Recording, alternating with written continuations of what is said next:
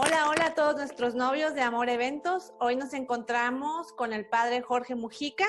Muchas gracias, padre, por atender a nuestro llamado. Gracias a ustedes por la invitación. Bueno, padre, estamos aquí queriendo tener un panorama un poquito más amplio de las bodas católicas.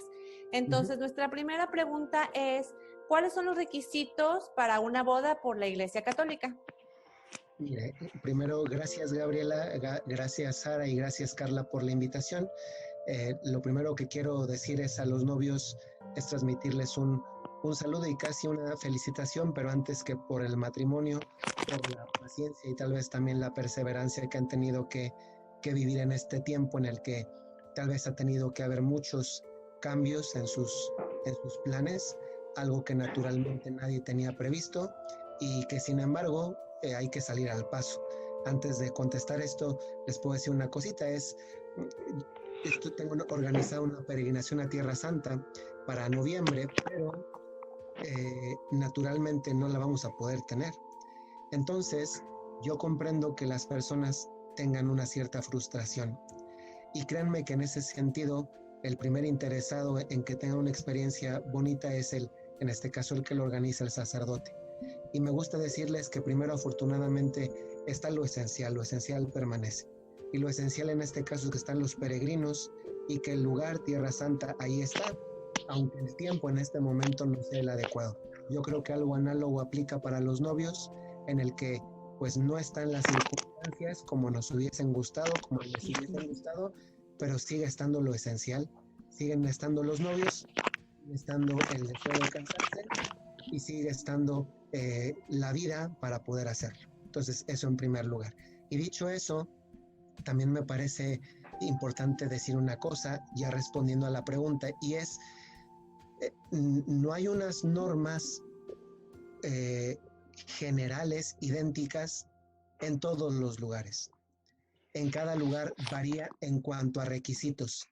Entonces, normalmente los requisitos esenciales, voy a hablar de los esenciales, que son los que suele haber casi en todos los lugares, suelen ser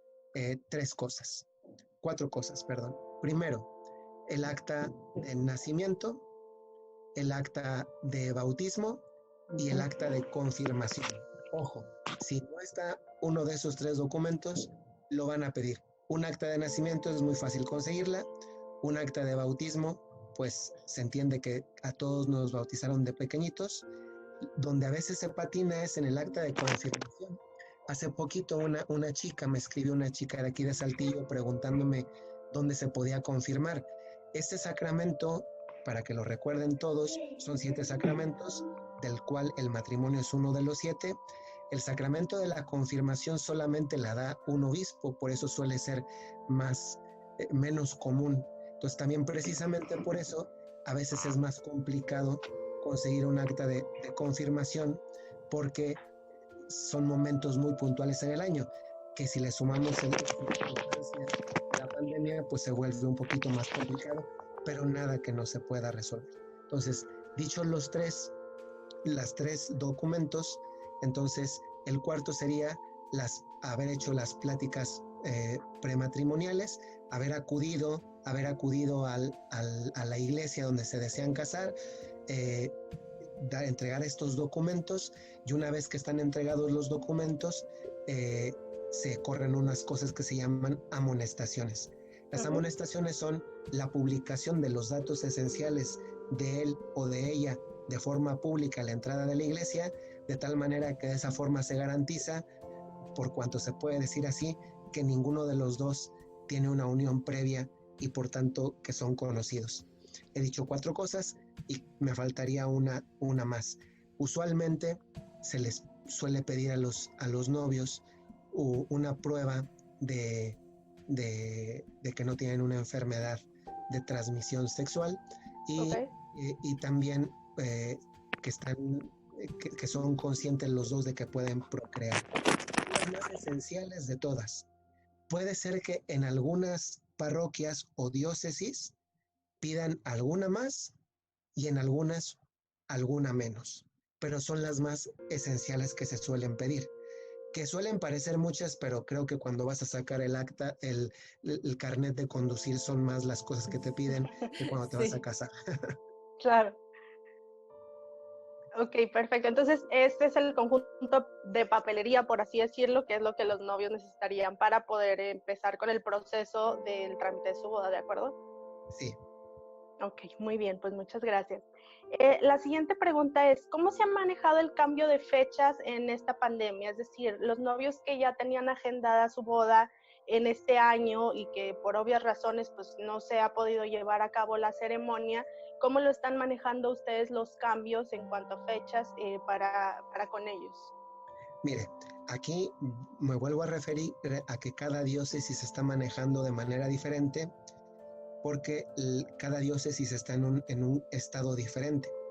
Hay diócesis que usualmente abarcan una parte del estado, como es el caso de aquí de Saltillo, y hay diócesis que abarcan parte de un estado y parte incluso de otro estado.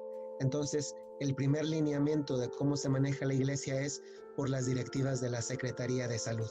Si en un estado no está permitido haber eventos públicos, pues normalmente se le va a invitar a los novios a que cambien la fecha. Okay. Considerando esto, me ciño a lo que está pasando aquí en Saltillo. Entonces, aquí en Saltillo, normalmente cuando estaban en el periodo de cuarentena, que contrastantemente fue el periodo en que menos casos de enfermos y muertes había, en contraste con el actual, pues es cuando se cerró y no había ninguna ceremonia. Ahora está habiendo ceremonias limitadas, aplica para los bautismos y aplica especialmente para bautismos y para las bodas.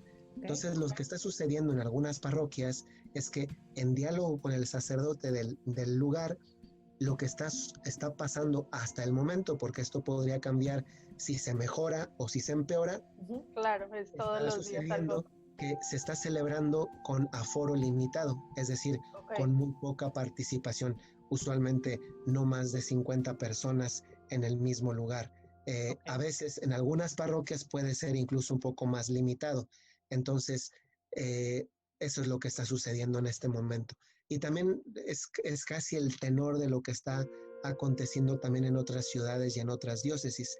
En algunas donde hay menos casos, pues ya está habiendo ceremonias, ya digamos, con las mismas normas de seguridad, lo cual también a veces puede parecer estéticamente menos bonito porque pues no es bonito ver a una novia entrar con cubrebocas Con o cubrebocas, los invitados con cubrebocas, pero si son las normas, no es que la iglesia se está esmerando en hacer imposible la boda, la verdad es que no, es que es una responsabilidad muy grande que alguien se enferme en el lugar porque después se puede acusar al sacerdote o a la iglesia de negligencia y cae una demanda no contra los novios, sino contra la iglesia, y eso suele llevar mucho dinero. Claro.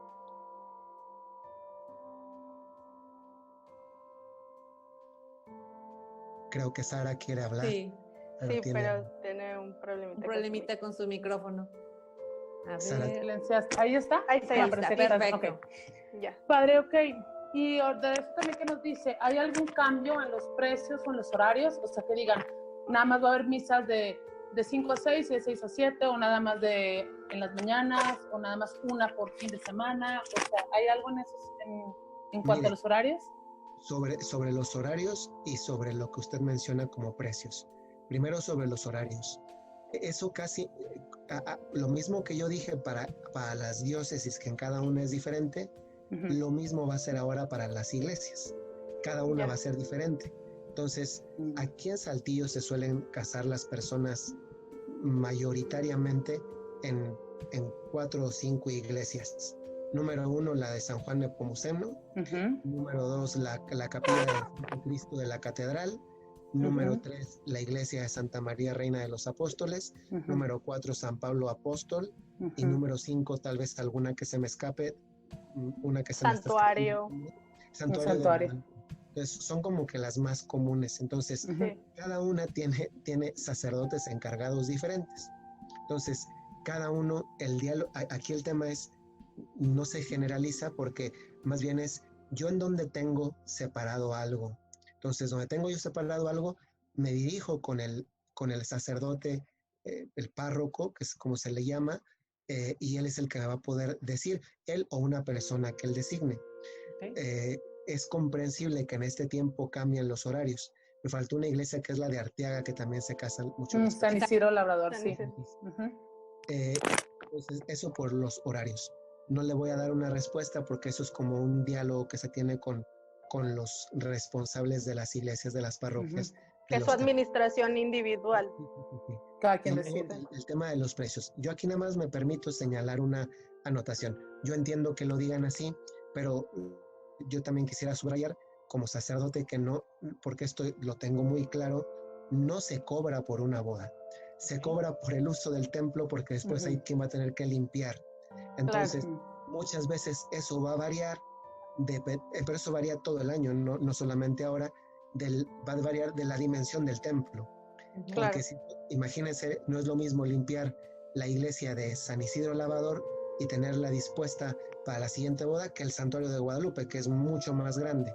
Entonces, honestamente, yo no les sé decir cuánto se suele pedir de ayuda para el mantenimiento del templo. Honestamente no se lo sé decir porque no lo conozco. Pero son de las preguntas, si una persona en principio ya separó un lugar y adelantó un dinero que posiblemente le hayan pedido por este concepto, no le van a pedir uno añadido porque ya lo tenía separado.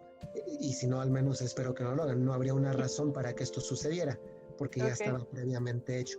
Es, por ejemplo, recientemente yo no soy sacerdote párroco, yo soy religioso de una congregación, yo no trabajo en una parroquia, pero todo esto es de conocimiento general y público. Claro. Entonces, ahora recientemente que se han vuelto a tener algunos bautismos, pues no es que a la persona se le pidió una ayuda extra, no sucede así, y que más bien se comenzaron a reprogramar los bautizos que estaban retrasados. Ciertamente es diferente porque un bautismo es algo más pequeñito. Más pequeño. Por así menos trascendente de cara a la visibilidad que tiene para los demás que una boda. Pero no sé si esto le ayuda como respuesta. No, Sí, muy bien. Muy sí, claro. Aclara nuestras dudas. Muchas gracias. Ok, Gaby, si quieres la siguiente pregunta. Claro.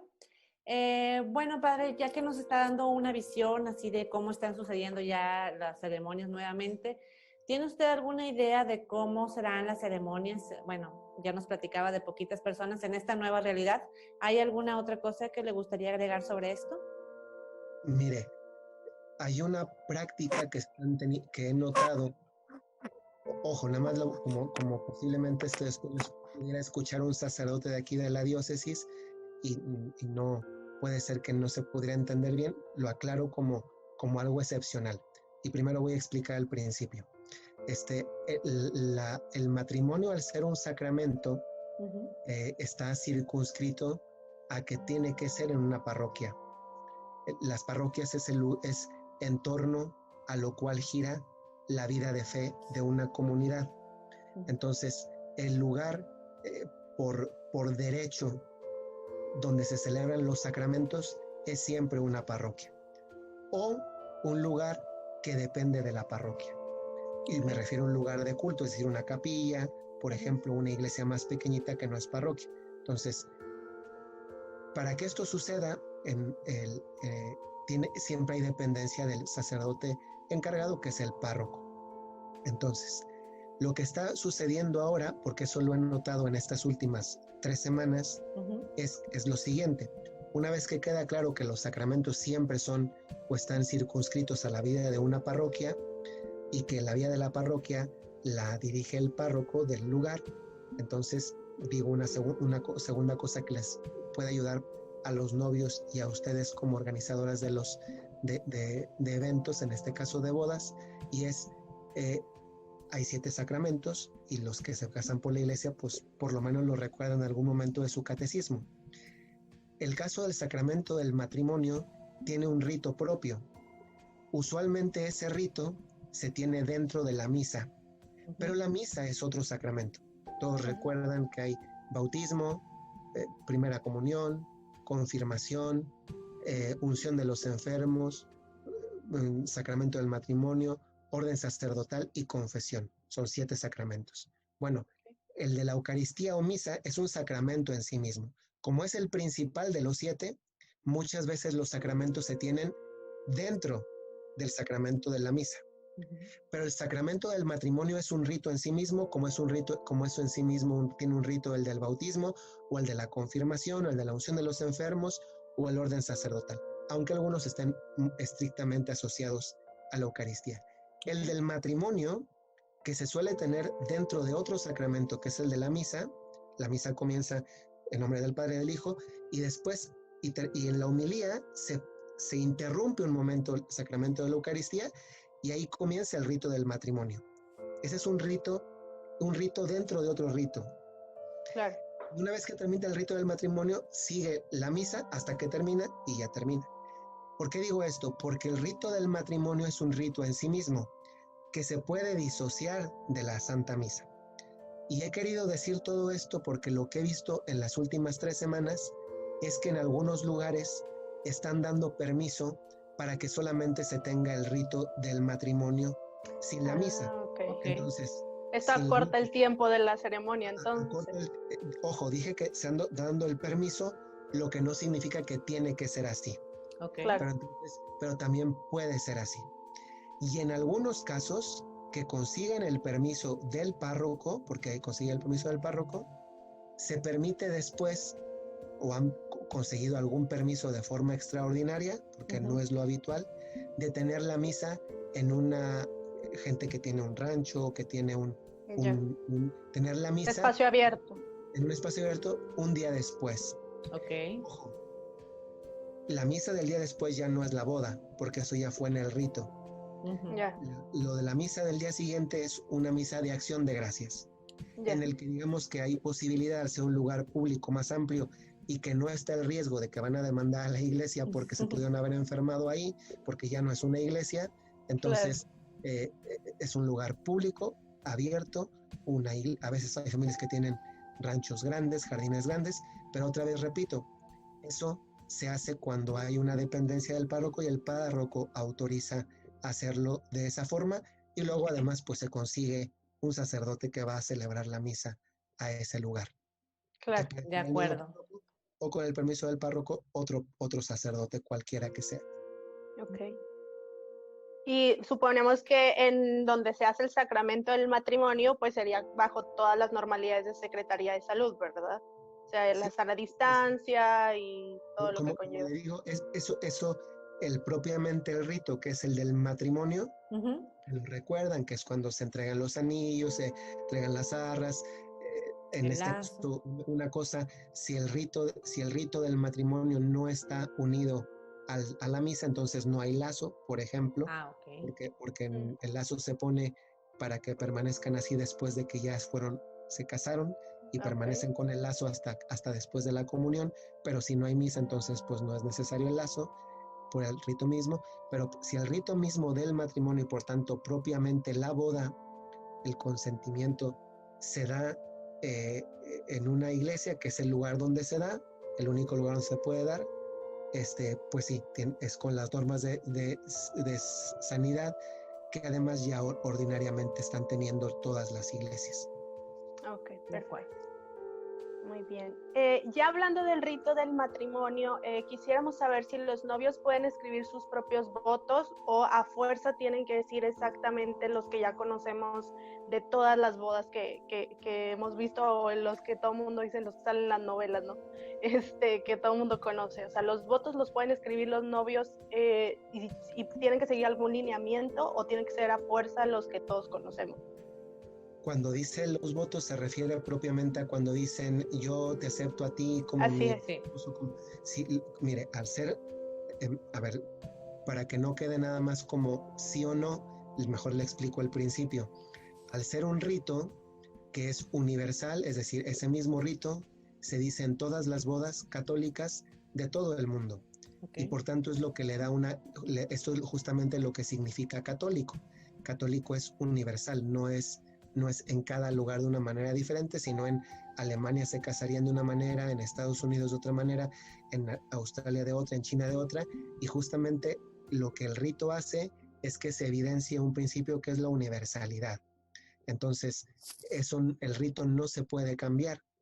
Tal vez esto sería más propio de hacerlo, por ejemplo, en la boda civil, y no en la eclesiástica, porque digamos que en la boda eclesiástica hay dos factores, que es la voluntad de los dos contrayentes de hacer un compromiso, pero luego está el segundo elemento, que es hacerlo de cara a Dios, quien es el primer testigo de esa unión, y luego ante una comunidad. Entonces, ese es el sentido de que no cambie. En cambio, lo que sucede, y por tanto, como es algo que no depende nada más de mi voluntad, yo recibo lo que se me da, en este caso el rito, como parte de algo que me es dado.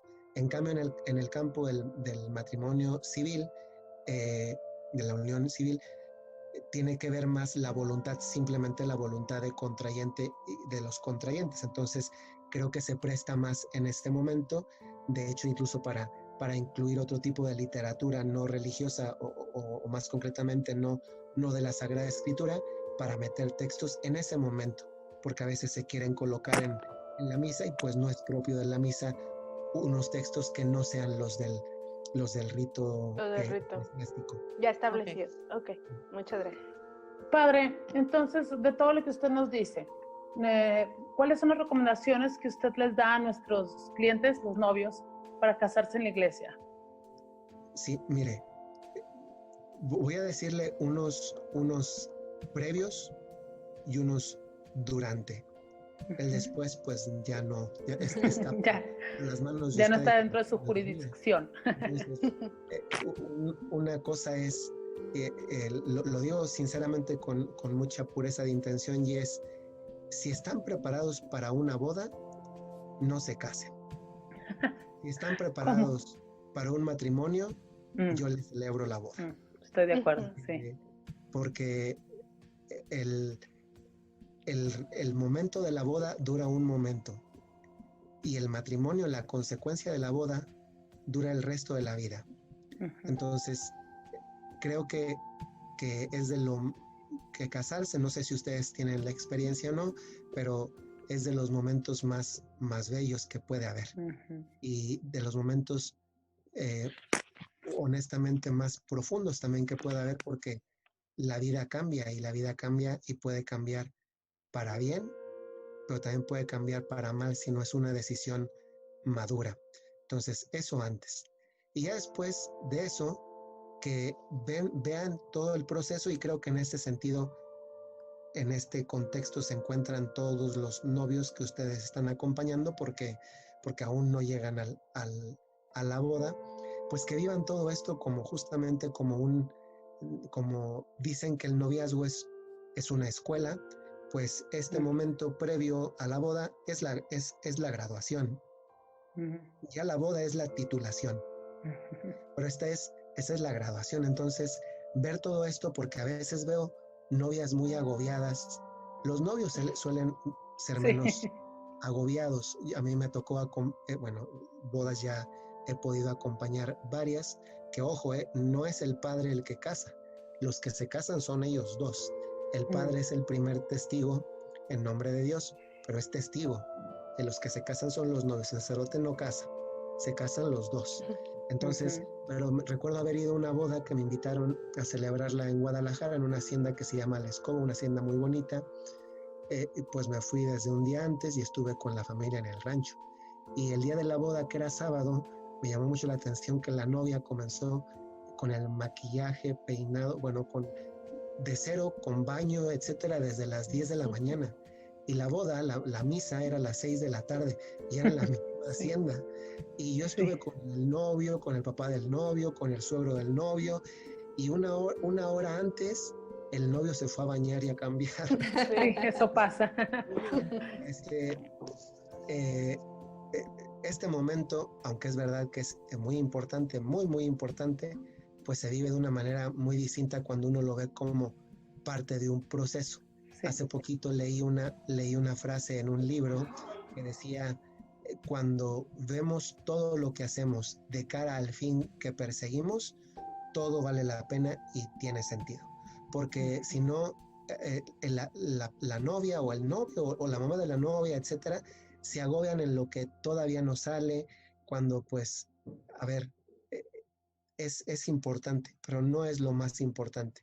Y además va a salir, déjense ayudar, Para eso hay, por ejemplo, empresas de eventos como es el Como caso de nosotros. ustedes, ¿no? Entonces, pero al final, pues esto, si es de cara al fin y esto ayuda para el fin y me dejó una enseñanza, pues qué bueno, porque a veces puede ser que se pueden pelear más los novios durante el proceso porque algo no salió como exactamente nos gustaría, que eso realmente no está nunca en nuestras manos. Recuerdo en otra boda donde por error le dijeron al coro de la iglesia, que era bueno, en realidad no era un coro, era una orquesta, y una orquesta cuesta muy cara, pero la contrataron para una hora y llegaron, les dijeron a una hora y se equivocaron porque comenzaba media hora más tarde. Entonces, esta orquesta tenía un evento en otro lugar que estaba en el polo opuesto de la ciudad. No voy a decir la ciudad porque no se trata de decir aquí las bodas. Y los de la orquesta se me acercaron a mí antes de la misa y me dijeron, padre, celebre rapidito, porque nos tenemos que ir a otra boda. Y le dije, No. como yo no soy el que se casa y yo no soy el que le pago ni el que no le va a pagar, eso háblelo con los novios, porque una boda, Con los novios. usted no me puede decir a mí cuánto debe durar una boda, que yo procuro también que no sean demasiado largas, porque pues para los novios pasa rapidísimo, pero para los demás no. Entonces, Así es. dije, si usted tiene un problema de tiempo, véalo con la persona. Entonces, hay muchas cosas que por todo el esmero que le pongas, no salen exactamente tal como me gustaría. Pero eso, la pregunta sería, ¿eso hace que mi boda sea menos boda? Es como si lo aplicamos a este momento. Pues seguramente muchos se querían casar en abril, en mayo, en junio o todavía incluso en julio y no lo han podido hacer. Pero pues afortunadamente, como dijimos al inicio, siguen estando los novios, sigue estando la voluntad de casarse y siguen teniendo vida y salud para poder ir adelante. Entonces eso primero. Ya después algunas cosas prácticas. A mí cuando vamos, yo no suelo casar a acompañar en la boda a las personas, yo personalmente si no las conozco. Entonces, como las familias que conozco, las conozco de tiempo, entonces por eso acepto Las bodas. celebrar la boda y presidir el rito. Pero una cosa que hago con ellos es irnos al lugar, sea un día antes o unos días antes, para que ensayen la ceremonia. Porque si no la ensayan, están tan nerviosos que, entre otras cosas que salen mal, son las fotografías. Y una cosa que me gusta decirles es, ensayamos toda la ceremonia, no se la van a memorizar, pero se van a sentir con más seguridad. Familiarizarse con los movimientos, exacto. Entonces le enseñamos desde el momento en que las recibo, ensayan quién entra, cómo entran, el paso al que entran, vemos juntos el tema de la música que quieren, les digo si es así, sí, o si esa mejor no, porque algunas no son músicas de iglesia, o se pueden tocar antes de que inicie la ceremonia y se pueden tocar una vez que finaliza la ceremonia con la bendición, entonces se pueden tocar. Y una cosa que sí me gusta ponerles mucho énfasis es, normalmente una cosa que sucede muy frecuentemente y que para la estética y para las fotografías es muy deficiente es que cuando están ya propiamente en el rito, los dos están de espaldas a la gente y la gente está ahí y también le gustaría ver. Y normalmente los fotógrafos no deben subir al presbiterio. Entonces una cosa que siempre les ayudo es, el momento de la boda se van a poner tú de frente a ti. De manera que se ven a la cara y no están así que luego les puede dar tortícolis. Están de frente, de manera que el fotógrafo que toma las fotos desde atrás puede tomar las fotos perfectamente, que se ve todo el ángulo del ábside del templo y una cosa importantísima, que los papás y los invitados ven el momento de los votos, porque si no están viendo dos espaldas y no les dicen nada a eso, y por eso es muy común que después la gente se aburra y comience a hacer otras cosas en el templo mismo y tampoco es la idea. Entonces una cosa como consejo es esa, y ya finalmente les digo en qué momento se ponen de rodillas, en qué momento deben ir los padrinos, y les digo antes de que comience la misa. Bueno, normalmente esto lo suelo ver con las personas que son de la empresa del evento, que llamen a los padrinos para que sepan en qué lugar deben estar sentados para cuando yo los vea, les sea más fácil. diga que se acerquen y dónde se ponen. Eso se puede hacer unos minutos antes de la misma misa. Y finalmente es el de la entrega del ramo, ¿no? Hay quien sí piensa entregar un ramo a la Virgen y quien no. Y eso no es parte de la misa, es una parte de una devoción. Si una persona no lo quiere hacer, no lo tiene que hacer. Es como el lazo no es parte del rito del matrimonio, pero es una tradición mexicana que está muy, muy arraigada. Entonces se puede hacer, pero también se puede no hacer. O también a veces situaciones como qué pasa si no llegan los padrinos de alguna cosa. Por ejemplo, me ha pasado una ocasión aquí en San Juan Nepomuceno que no había anillos. Entonces la novia se pone a llorar y le digo, tranquila. Y en ese momento le dije a los papás que se acercaran y les dije, préstenme los anillos, nadie va a saber que no están sus anillos, nadie se va a enterar. Y resolvimos lo de los anillos porque si no era esperar, lo cual sería muy, muy, muy malo. La gente se aburre y se evidencia que hay un error y finalmente pues no era necesario. Nadie se iba a dar cuenta de que no son sus anillos y los pueden tener después. Qué bonito. Bueno, Perfecto. padre, ya se nos está terminando un poquito el tiempo, pero tenemos una última solicitud. ¿Carla? Sí. Ok, nada más igual, si quiere para cerrar, ¿qué mensaje le daría a los novios que ahorita están teniendo que posponer su boda o los que tienen planes de boda para estos próximos meses? ¿Cuál sería el mensaje que ustedes les pueden dirigir a ellos en cuanto a la situación que estamos viviendo? Mire, uno sería uno muy humano y otro más de fe, porque entiendo que una persona que se quiere casar por la iglesia, al menos en alguna parte de su vida, la fe ha ocupado un lugar importante. Y créanme que si no lo ha ocupado hasta el momento, en algún momento de la vida lo va a ocupar, porque hay situaciones en las que nos damos cuenta que solos no podemos y que necesitamos a Dios. Y el humano primero sería les aseguro que aunque esto cuesta, van a estar más felices de saber que tal vez la prudencia y la precaución fueron mejores consejeros que la precipitación. Porque tal vez a algunos les gustaría que estuvieran con ellos sus abuelitos, por ejemplo, o sus papás si ya son mayores, o algún familiar o amigo especialmente querido, pero que no va a poder estar si por las condiciones en las que ese tipo de personas suelen ser más vulnerables en este momento. Entonces a veces es mejor aplicar la prudencia que la precipitación. Si han esperado mucho tiempo, algún poquito de tiempo más, pues con confianza y también con fortaleza, porque nadie dice que no sea costoso, se va a poder. Y segundo, que estés más de fe. Cuando una cosa no está en nuestras manos, llega el momento de decirle a Dios, Señor, yo no puedo, tú sí puedes, me abandono en tus manos.